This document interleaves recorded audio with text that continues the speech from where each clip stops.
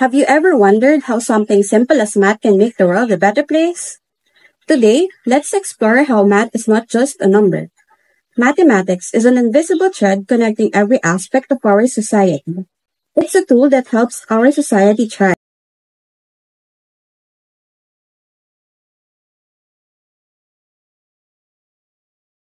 Magandang hapon po, sir. Magandang hapon. Bale, ako nga po pala si Ivan Diga ng BO2EA from ISAT po. And matanong ko lang po, ano po ba ang pangalan niyo, sir? Benson Cadorna. Opo. And ask ko lang po, sir, kung paano po nakakatulong ang mathematics sa pagtatrabaho niyo po. Ayun, sa daily work namin, nakakatulong siya kasi nakakompute namin kung magkano yung sahod namin sa isang kinsenas, kada cut-off. Nababudget namin ng maayos kung paano pagkakasahin hanggang susunod na cut-off ulit. Sabay yung mga bill expenses namin, mga pang daily na gastos ba? Ganon, pabili na pagkain, ulam. Ayun, ginagamit din, kailangan mo rin kasing calculate yung mga pera na nilalabas mo para ma-budget mo ng maayos. Hapon po. Ako po si Josie Banlar, DS4A po na high-tech po. Pwede ko po matanong pwede po kitang tanongin lang sa paano kayo nakakatulong ang mathematics doon sa inyong Ang mathematics, para yung mga material namin, yung top to down,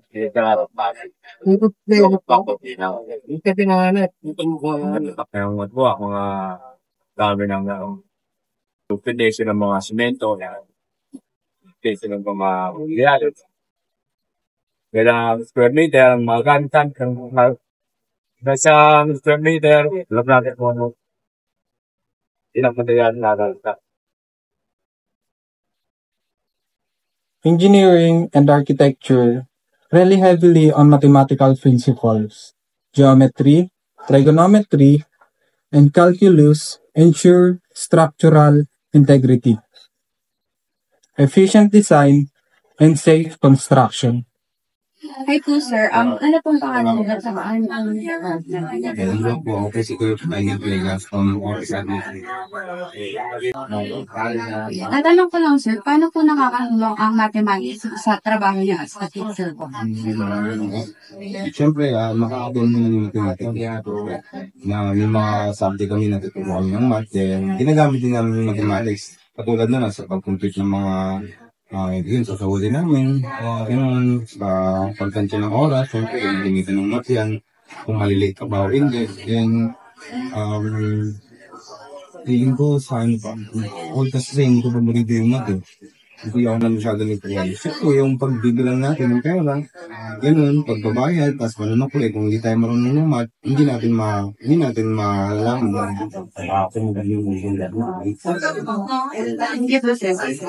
Tatanong ko lang po tayo naman kung gaano kahalaga sa inyo ang mathematics dating sa trabaho. Okay, good afternoon, Ivan. Ako si Ma'am Mary Grace Coronado. So, napakahalaga ng math, lalo na sa aming mga teacher kasi ginagamit namin to para makapag-compute kami ng sweldo namin. Bukod pa dyan, para makapag-budget kami ng sweldo namin. Yun lang. Beyond its practical applications, math cultivates critical thinking, problem-solving skills, and logical reasoning. These skills are essential for success in any field. Pwede po kitang tanungin po kung ano pong pangalan niya po at ano pong pangalan niya po? Sheila Jane Libdan po. Paano po nakakatulong sa trabaho niyo po ang mathematics? Para sa akin po, nakakatulong po siya para mas madali po. Tulad na lang po dito may inventory po kasi kaya sa tulong ng math, hindi mo na siya imamano-mano sa isip mo or ano, pwede na siyang calcu plus add lang, minus, ganun. Kasi, yun din, mas tipid sa oras ng namin, lalo na sa closing kasi nabugas din po kami. Pwede din po siyang, nagagamit din po siya para po sa pag-compute ng sweldo namin, if, para malaman if may kulang or sakto naman. Tanong ko lang kung paano nakakatulong yung math sa trabaho niyo.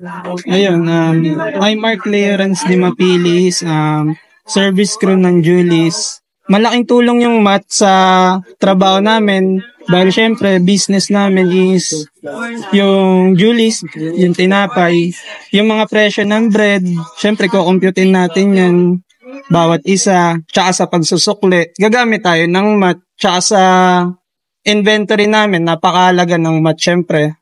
Doon namin na kukompute kung yung ilan yung natitira, ilan yung sales namin. Sa pang-araw-araw yun, napakahalaga ng math.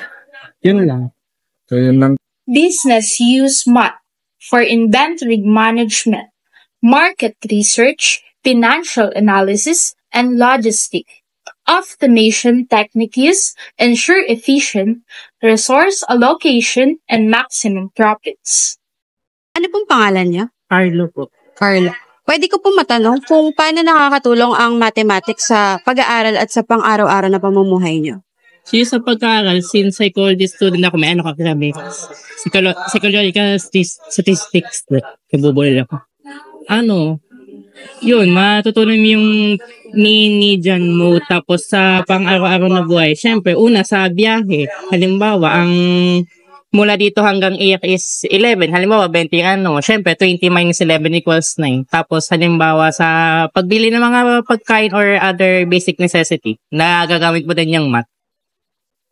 Ano po pangalan nyo? Kim po. Kim Patrick. Oh, okay. So, magtatanong lang po ako kung paano po nakakatulong ang math sa pag-aaral mo. For me, nakakatulong yung math sa pag-aaral natin kasi yung math magagamit natin ito sa sa pang-araw-araw. Yun sa pang-araw-araw na buhay. Nakakatulong dito sa pag-aaral natin. Kasi in the future, magagamit natin ito. Maraming bagay yung math kasi everything has a math. Parang pagising mo pa lang, anong oras, math na yun. Pupunta sa ganito, schedule, about math na rin. Sa transportation, yun may math din. Tapos sa buhay, sa pera, yun, math din yun. Yun lang. Mathematics is more than just numbers on a page. It is a powerful tool that empowers students to become active and contributing members of society. It is the key to unlock doors to opportunity, innovation, and a brighter future. Gaano nga ba kahalaga ang mathematics? Sa buhay ng tao, tunay na napakahalaga ng math. Sa oras na gumising ka, math ang unang hinahanap. Sa pagtingin pa lang sa orasan, sa pagbili, sa allowance ay gumagamit ng math. Sa iba't ibang tao na aming na-interview ay malaki ang tulong ng math sa kanilang buhay at trabaho. Sa inventory, sa allowance, sa pagbabudget ng pera, sa kanilang sahod na tatanggap, at mga materyales na ginagamit, presyo ng mga bilihin, at mga pagagrado ng mga mag-aaral. Ang lahat ng ito ay nakakatulong sa ating lipunan at ang pag-angat ng ating bansa. Math ang ating gamit upang magawa ang mga kalsada, building, o mga gusali. Ang math ay mahalaga sa atin at higit na nakatutulong sa atin, hindi lamang ito napapansin. Kung ikaw ang aking tatanungin, gaano kahalaga sa iyo ang mathematics? What is your answer? Comment down below.